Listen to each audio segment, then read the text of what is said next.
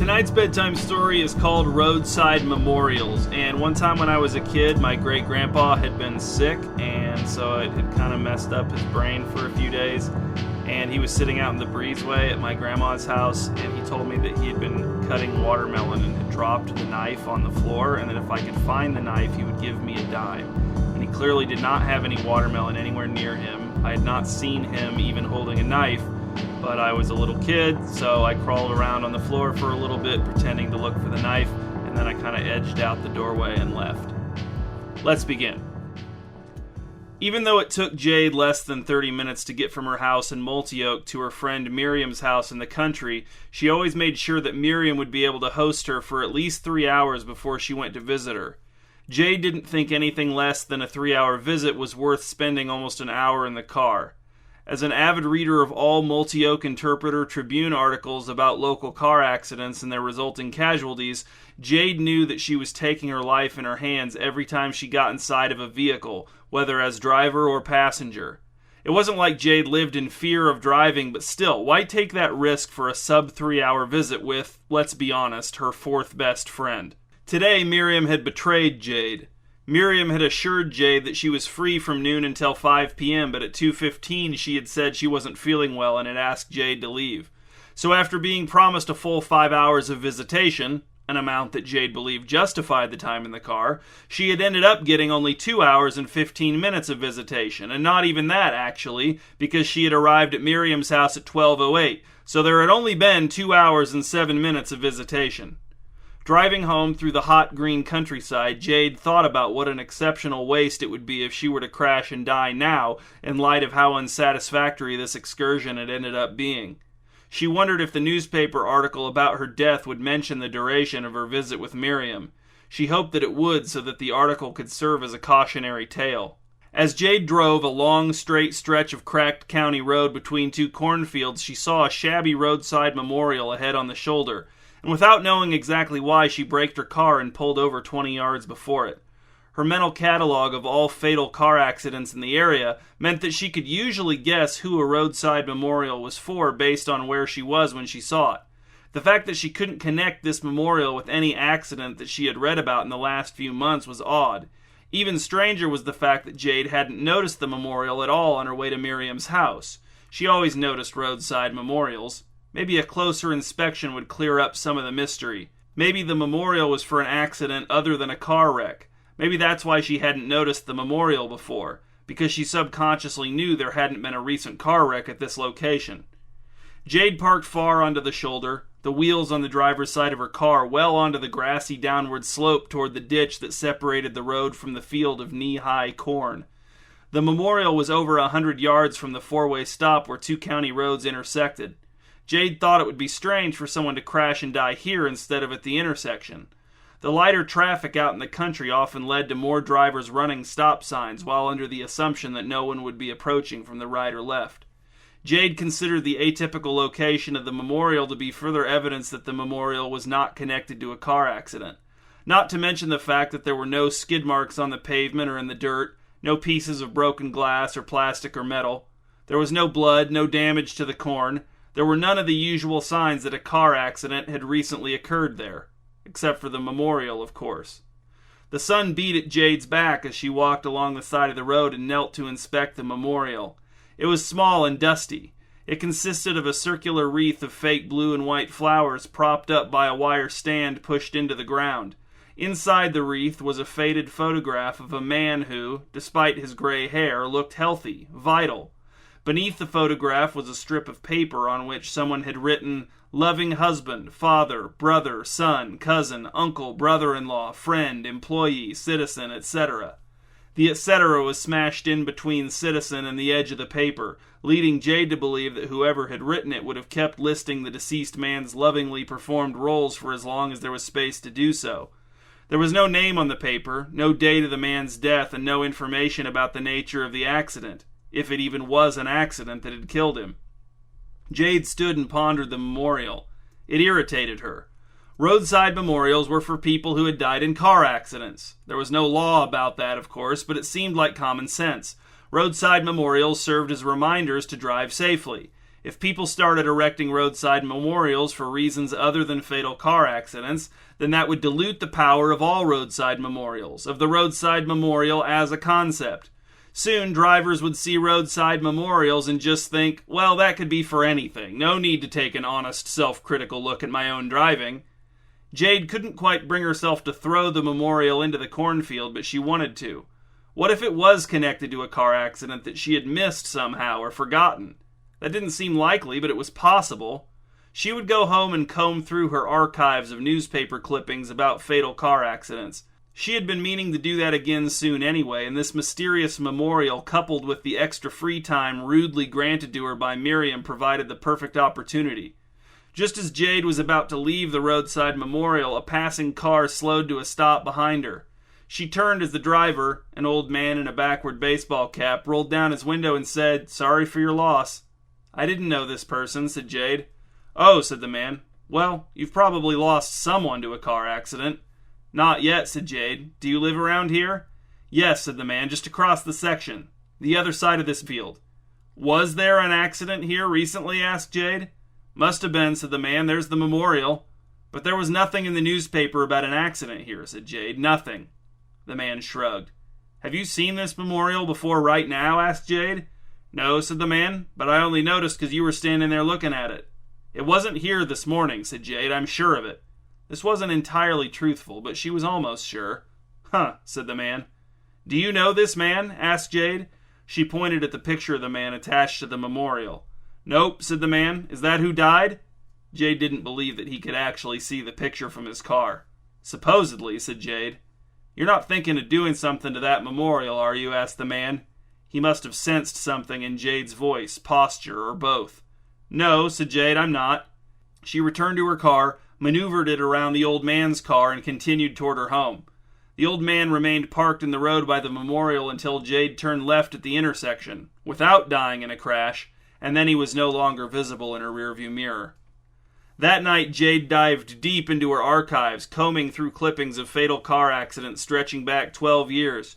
She found nothing about a fatal car accident, or any kind of accident, on the stretch of road where she'd seen the memorial. And although many of the articles featured nice photographs of the deceased, taken while they were still alive, of course, Jade saw 0 pictures of the man whose picture was on the memorial. So that meant that the memorial was either intended to commemorate a death caused by something other than a car accident, was intended to commemorate a car accident from more than 12 years ago, or was entirely fraudulent. Jade did not find any of those explanations satisfying. She was glad that her clippings had confirmed that her memory was not failing her, but that meant that the mystery remained intact. Who had erected that roadside memorial, why they had done it, and when they had done it? Had Jade really just failed to notice it when she drove past it the first time? Were all questions without, as yet, answers? Jade went to bed and dreamt about car accidents, which was not unusual for her. She didn't consider car accident dreams to be nightmares unless she was the victim in them, which she rarely was. The next morning, Jade got up early, killed time in the house for a while, and then headed for Fortin's Foods on foot. This was a walk she had been making 3 or 4 times a week for just over 12 years. She knew the route very well. She knew every inch of it. She knew there had not been a roadside memorial at the corner of Burnt Street and Crown Street 2 mornings ago. Yet today there was. And she also knew that there had not been any recent accidents at the corner of Burnt Street and Crown Street. She was aware of all serious car accidents in the area, but she was hyper-aware of any serious car accidents that occurred in her own neighborhood. She lived only 3 blocks from this corner. She would have heard a serious accident at this corner with her own ears. This memorial wasn't a wreath. It was a small white cross with several paltry bouquets piled around its base. A hubcap was attached to the back of the cross with twist ties. A piece of string tied to 2 sides of the hubcap looped around a streetlight pole and kept the cross upright. On the cross, the words, "In memory of Alonzo Deek," were painted in drippy black script. The hubcap made it pretty clear that this memorial was intended to commemorate a fatal car accident, but Jade had never seen anything in the newspaper about someone named Alonzo Deek dying in a car accident, not at this corner nor anywhere else. So what was this, a complete hoax? Even if the accident had happened while Jade was away from her house, it couldn't be that there had been a fatal car accident that the Multi-Oak Interpreter Tribune had failed to report. They were very, very good at covering local fatal car accidents. They took pride in it, and it showed. No fatal car accident would have escaped their notice, which meant that no fatal car accident would have escaped Jade's notice. And this memorial had definitely not been here 2 days ago. And just like the suspicious memorial Jade had seen out on the country road, there were no signs of carnage near this memorial either. No skid marks, no blood stains, no new dents in the pole, no broken glass, nothing. Again, Jade was tempted to get rid of the memorial, to break the string affixing it to the pole and throw the whole thing into the nearest dumpster. She didn't, though. As sure as she was that something was wrong with these roadside memorials, she didn't want to do anything about them until she understood them better. At the moment, she didn't understand them at all. Too flustered to continue to Fortin's Foods, Jade turned around and walked home. The excursion had been more ceremonial than essential anyway. She had plenty of food at home. She would just eat some of that food. After just eating some of that food, Jade went to work searching for information about Alonzo Deek. She went back through the entirety of her newspaper clippings concerning local fatal car accidents. She knew, or almost knew, that she would find no mention of an Alonzo Deek in those clippings, and she did not. She also looked for his name in the phone book. It was not there. Then, despite her lack of confidence when it came to using the internet, Jade turned on her computer and attempted to search for Alonzo Deek on social media. She found a few Deeks scattered around the country, but no Alonzo Deeks. She could have sent messages to those Deeks asking if they knew anyone named Alonzo Deek, but the thought made her feel too nervous to actually do it. If the Deeks she had found online had been local, she would have considered it, but reaching well beyond the boundaries of even the loosest definition of local for information was not her style, and if something was distinctly not Jade's style, then she didn't do it. Jade's final idea was to call the Multi-Oak Interpreter-Tribune. This idea was more her style, so she did it. An accommodating man whose name Jade immediately forgot performed multiple searches of the Interpreter-Tribune digital archives, but turned up nothing about an Alonzo Deek in connection to any stories about fatal car accidents, or any other stories, not even in the obituaries.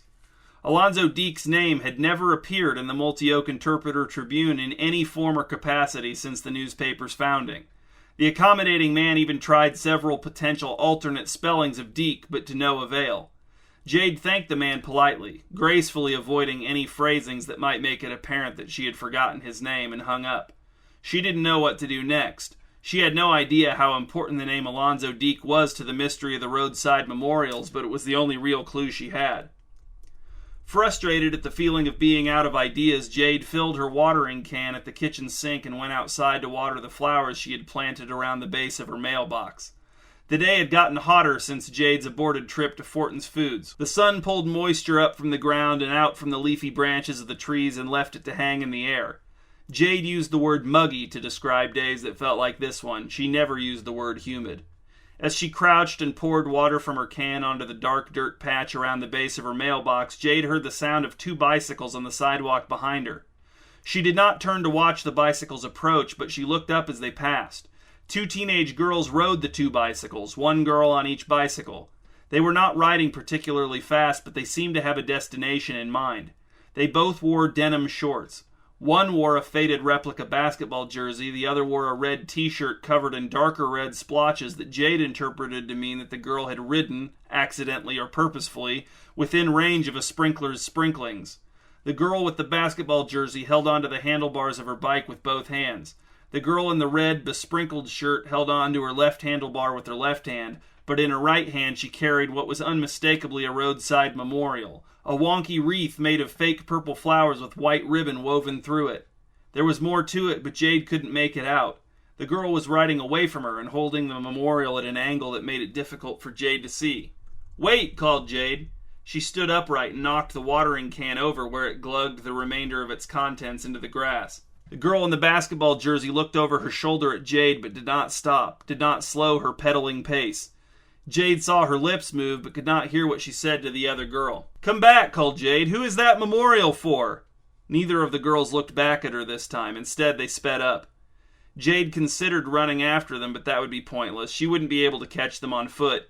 She briefly considered getting into her car and driving after them, but what if she got into a fatal accident while trying and failing to investigate roadside memorials for non-existent fatal accidents? Would the Multi-Oak Interpreter-Tribune print that detail? Well, how could they? They wouldn't know what she had been doing, would they? unless the accommodating man she'd spoken to on the phone put it all together. She had been vague about why she wanted information about Alonzo Deke, but... The girls rounded the corner at the end of the block, and they, along with their bikes and the roadside memorial, disappeared from view. Jade picked up her empty watering can and went back into the house. Later, she decided to attempt another walk to Fortin's Foods.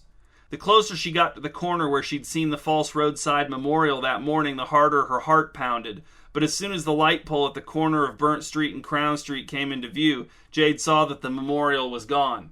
She didn't know what that meant, but it helped her calm down. She walked the rest of the way to Fortin's Foods with a thin veneer of relief over the general sense of disquiet that had been her default state since becoming aware of the false roadside memorials. Fortin's Foods was empty except for Mr. Fortin. He was sweeping a pile of dust out the front door with his push broom when Jade arrived. He'd gotten a haircut since the last time Jade saw him. An inch-wide strip of forehead separated his curly white hair from the top of his eyeglasses. His sky-blue apron was as clean as ever. "Evening, Jade," he said. "Not used to seeing you here at this hour." "I tried to come this morning," said Jade, "but something came up." "Anything I can help you find?" asked Mr. Fortin. "No," said Jade. "I know where everything is." Allowing Mr. Fortin to help her find something always turned into him leading her around the store for an hour trying to sell her things she didn't want, especially when there were no other customers and he was bored. Mr. Fortin accepted Jade's rejection stoically and went back to sweeping. Jade tried to remember if she had ever seen him without his push broom in his hands. Well, yes, she had, many times, but still, he often had that push broom with him. Jade walked toward the back corner of the store where the juices were kept in a refrigerated case. Jade wanted some juice, perhaps even more than one kind. As she rounded the end of the cereal aisle, Jade came upon an end-cap display that almost caused her to scream, because there, stuffed in among the bags of chips piled atop one another, was the fake purple flower and white ribbon wreath roadside memorial that she had seen the girl on the bike carrying past her house that very afternoon. At the top of the wreath was an element that Jade had not been able to see the first time she had crossed paths with this memorial. A tiny banner with the words, "I miss you, Alonzo," written on it in shaky calligraphy. The ends of the tiny banner were rolled to make it look like a scroll, maybe? Whatever the intended effect, Jade was horrified. Not specifically at the rolled ends of the tiny banner, but at the whole thing, at the fact that this roadside memorial was here inside of a grocery store. Inside of her neighborhood grocery store where no fatal car accident had occurred and where no fatal car accident could occur. It wasn't even roadside. Jade stalked back to the front of the store.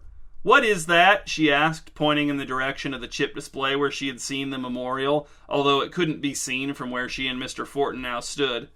"What's what?" asked Mr. Fortin, leaning on the handle of his push broom. When Jade had approached him this second time, he had appeared to be sweeping nothing. "On the chip display," said Jade, "in the back." "Oh, yes," said Mr. Fortin, "those are chips." "I'm talking about the thing with the chip," said Jade. "That wreath, that memorial for an accident that never happened." "What are you talking about?" asked Mr. Fortin. "Some teenage girls tried to come in with one of those earlier today, but I was suspicious, so I made them leave it outside." He paused.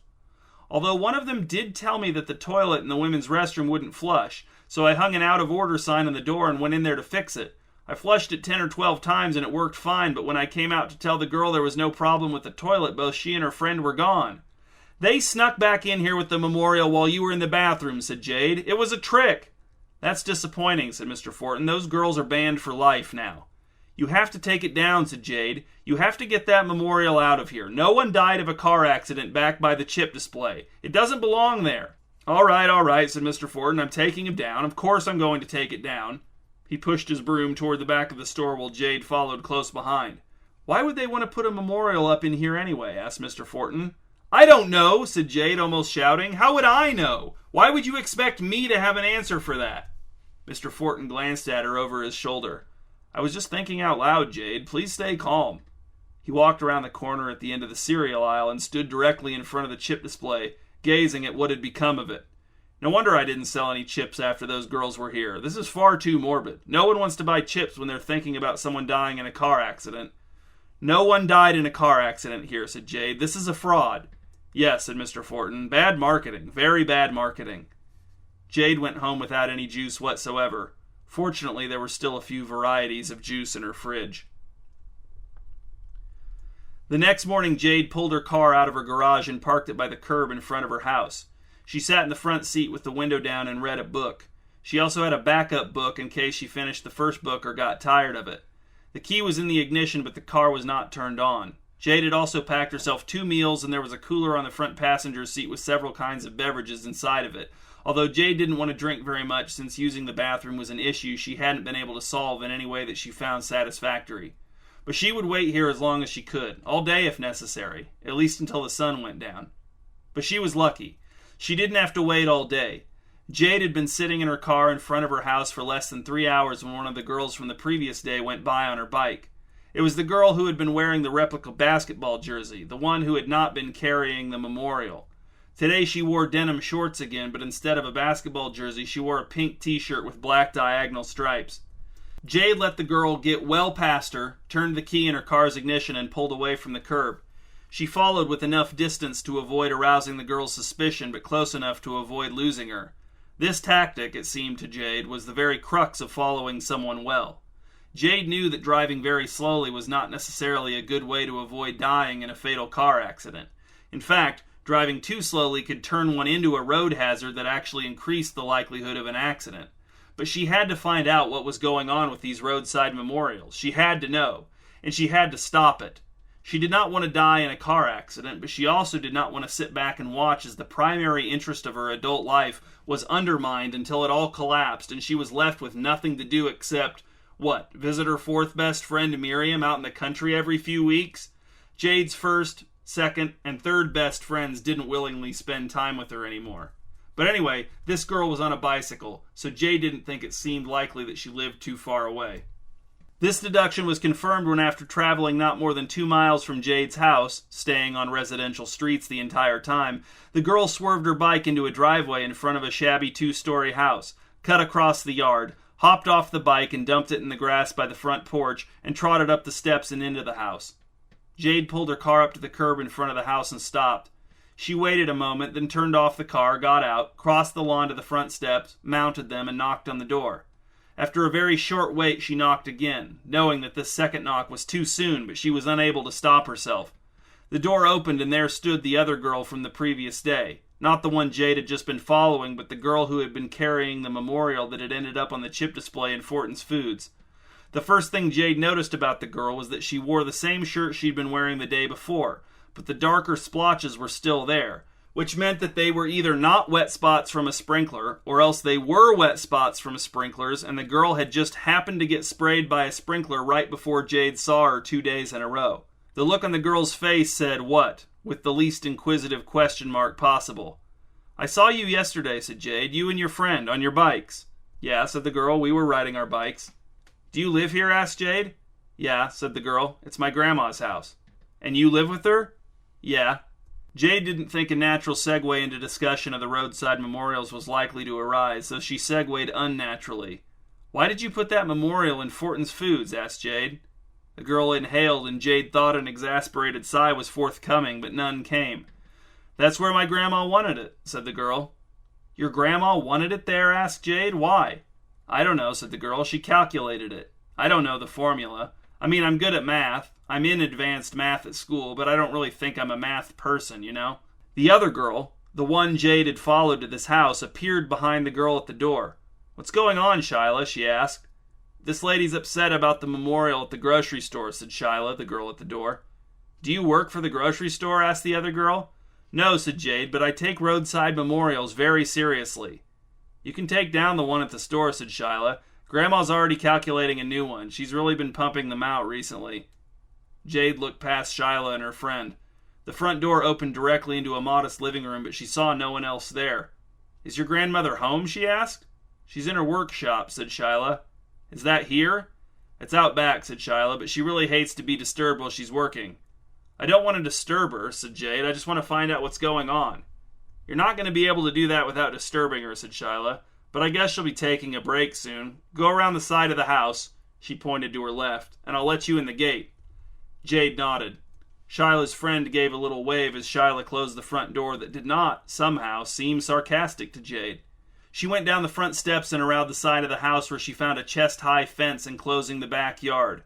Jade could have easily reached over the top of the fence and opened the gate, but that would be impolite. At the back edge of the property, she saw a shed with windows which she took to be Shyla's grandma's workshop. She could discern movement inside of the shed. There was a ramp leading from the workshop's front door to a strip of cement that led back toward the house. Halfway along this strip of cement, another strip branched off of it and led to a cracked cement slab in the middle of the yard. Atop the slab was a table with 2 chairs. Jade heard a screen door spring screech, then the bang of the door slamming closed again. Shyla and her friend appeared and opened the gate for Jade, ushering her through it. "We can wait at the table," said Shyla. "Grandma will probably be out soon." She and her friend crossed the yard and Jade followed. The girl sat down in the chairs at the table, one in each chair, leaving no place for Jade to sit. She couldn't tell if this was a deliberately hostile move or just a lack of consideration for a guest. She stood at the table and rested her hands palm down on its sun-warmed brown plastic surface. "You put one on the corner of Burton Crown," said Jade, "didn't you?" "Yeah," said Shyla, watching a small hole in the yard 20 feet away from the table as if something more interesting than Jade's question might pop out of it. "We put that one up a few days ago." "It's gone now," said Jade. "Did you take it down?" "No," said Shyla. "My mom probably did. She takes them down whenever she sees them. I keep telling Grandma to factor my mom's routes into her formula, but she never takes any of my advice." "I saw one out in the country, too," said Jade, 2 days ago. "Was that you, too?" "Probably," said Shyla. "We go out into the country to set them up sometimes. I'm old enough to drive, so Grandma lets me borrow her car when I need to set up a memorial too far away to bike to it. Wherever Grandma says to go, we go. Well, I do. Alyssa goes when she can. Sometimes her mom randomly won't let her hang out." Alyssa nodded. "Yeah, I don't know why she's like that sometimes. It makes no sense, but she gets over it." "Better than my mom," said Shyla. "That's why I had to move in with Grandma. All I have to do is set up these memorials and she lets me stay here for free, pays for all my food, pretty much lets me do what I want. My mom's honestly psychotic." Alyssa nodded. "I bet your grandma would let you stay here even if you didn't set up the memorials." Shyla shrugged. "Maybe, but that wouldn't be nice." The workshop door opened and a woman in a wheelchair came out, gliding down the ramp and then coasting along the cement strip and following the branch to the table where Jade, Shyla, and Alyssa waited for her. She wheeled up to the table with a pleasant smile on her face. She wore a sun hat with a broad brim and jeans with holes torn in the knees. Her sleeveless beige blouse revealed sunburned shoulders. She looked to be only a few years older than Jade. "And who are you?" she asked, without looking directly at Jade, but who else could she be asking? "Jade Frayne. And you are?" "Eve Hanlon," said Shyla's grandma. "Are you from the schools or the government?" "Oh, neither," said Jade. "I'm here about the memorials that your granddaughter and her friend have been putting up all over." Eve's smile remained on her face but turned sad. "Yes, they're sweet to help me out, aren't they? You girls are sweet." The girls received this praise graciously. "But they aren't real," said Jade. "The roadside memorials are real, but the accidents aren't real. You can't put up memorials for fatal car accidents that never happened." Eve looked like she had a lot to say on the subject but didn't want to get into it with Jade. "The accidents are more real than you think," she said. "How?" asked Jade. "Explain it to me, because the reason I'm here is that I take local fatal car accidents very seriously. I clip every article about them. I keep track of them." She saw Shyla and Alyssa wrinkle their noses in distaste. "You would have had to have known my son for it to make sense to you," said Eve. "Alonzo?" asked Jade. "You knew him?" asked Eve. "No, you probably just saw his name on one of the memorials." Jade nodded. "But he has a different last name than you." "Yes," said Eve. "He died years ago. Then I divorced his father and took back my maiden name." "I'm sorry for your loss," said Jade. "I'm sure it was hard. But you can't, well, you shouldn't keep putting memorials up for him all over the place. Don't you want to move on?" "I am moving on," said Eve. "Have you ever lost someone close to you?" "I've read about it happening a lot," said Jade. Eve accepted this. "Do you ever think about how if one little thing had gone different, those people would still be alive?" "Yes," said Jade. "That's why I'm such a cautious driver." "But you're wrong," said Eve. "You're not wrong to be a cautious driver. Being a cautious driver is good. But you're wrong to think those people would still be alive. Some of them might be, sure, but not Alonzo, for example. I loved him, but my son was a terrible, reckless driver. He was a hazard to himself and everyone else on the streets. I always told him he was going to die of a car accident someday." "And then he did?" asked Jade. "No," said Eve. "He mixed medications and passed out in the bathtub in his apartment." "So those roadside memorials are for someone who didn't die in a car accident at all?" asked Jade.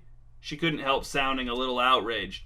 No, said Eve. "The memorials are for all the deaths he would have died if all the previous deaths hadn't happened. That's my point. He was a terrible driver. For years I agonized over the way he died, how if he had just taken a shower instead of a bath he might still be here with me. But then one day I realized, no, he wouldn't still be here with me. If he hadn't died in the bathtub, he almost certainly would have died in a car accident, possibly even that very next day. And even if he managed to survive the next day, well, what about the next day? Because my son wasn't going to learn his lesson. He was in several fender benders before he died, and none of them taught him a lesson.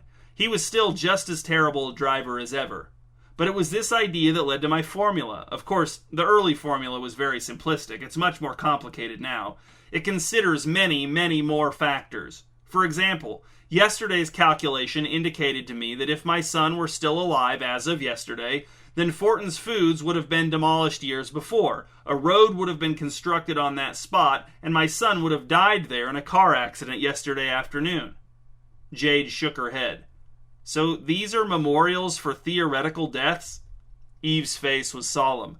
I can't pretend that having calculated my son to his death so many times since his death hasn't blunted the impact somewhat. But still, it's a reminder that almost any day since losing my son could have been the day that I lost my son, and, when you really look at the math, is a day that I lost my son. That weighs down on you, trust me. So I do the calculations, yes, but I make the memorials to balance them out. They're the vessels for my grief. It isn't easy for me to get around, but my granddaughter and her friend help with that part. They make sure the memorials get to all the locations where my son has mathematically died in car accidents since his death. But I saw one of your memorials out in the country with a picture of an older man on it, said Jade. Who was that? Alyssa helped with that one, said Eve. She used an old picture of my son and put it on the computer and then put some kind of aging... what was it? Filter, said Alyssa. Yes, a filter, said Eve. She put an aging filter on the picture and then let me press print. Jade didn't really know what was meant by aging filter, but she knew computers could do stuff like what Eve described. But couldn't your son have died in ways other than car accidents, asked Jade. You know, like he really did? Oh, sure, said Eve, but that would be impossible to calculate. That would be just ridiculous. No formula could account for that number of variables. But what do you get out of all this, asked Jade. She didn't know why, but the question made her uncomfortable, even though she was the one asking it. Why make yourself sad almost every day? Because that sadness is better than wondering what it would be like if he were still here with me, said Eve. I don't have to torture myself wondering what it would be like if he were still here with me, because I know that he wouldn't still be with me. I've proved it over and over again. And the memorials give me something to do with that knowledge. It's a cold, dark comfort, but a comfort nonetheless. In some ways, it's almost worse on the days when he survives my calculations, because those are days when, if things had gone slightly differently on all of the days of his previous deaths, we could have been happy together. What do you do on those days? Asked Jade. I try to distract myself with card games if the girls will play with me, said Eve. But they don't like cards, so usually I just watch TV. I hate cards, said Shyla. Me too, said Alyssa. I like cards, said Jade. At least I used to. I haven't played in a long time. Really? Asked Eve. Yes, said Jade. I'd play cards with you. I'll give you my phone number. You should call me next time your son survives your calculations. That sounds nice, said Eve. Or if you ever don't feel like doing the calculations, if you'd rather have a day where you just play cards, you could call me then too. Eve looked skeptical. Well, I have to do the calculations, but I'm usually done making the memorials by late afternoon, so after that? Sure, said Jade. I'm never busy. She said her goodbyes, drove home at a normal speed, and called the Multi-Oak Interpreter Tribune to cancel her subscription. Whoever she spoke to wasn't very accommodating. He tried to interest Jade in the fact that keeping her subscription meant that she could access the online version of the paper as well, but she didn't care. She wanted to cancel and, in the end, the less accommodating man had to accommodate her.